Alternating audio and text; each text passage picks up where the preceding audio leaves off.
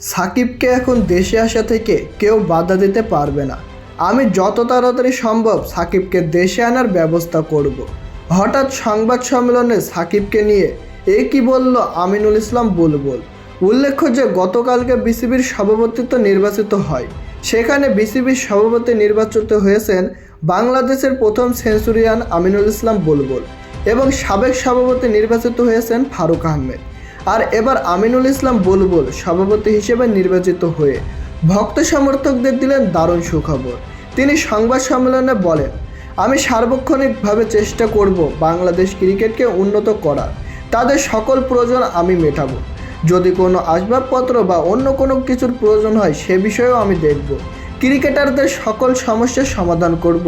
তাদের যেন কোনো অসুবিধা না হয় তার ব্যবস্থা করব। এছাড়া তিনি বলেন, বাংলাদেশে এখন সাকিব আল হাসানকে প্রয়োজন। আমি যথাযথ চেষ্টা করব সাকিবকে ফিরিয়ে আনার। তো প্রিয় দর্শক, আপনারাও কি চান সাকিব আল হাসান দেশে ফিরে আসুক? তা জানিয়ে দিন আমাদের কমেন্ট বক্সে।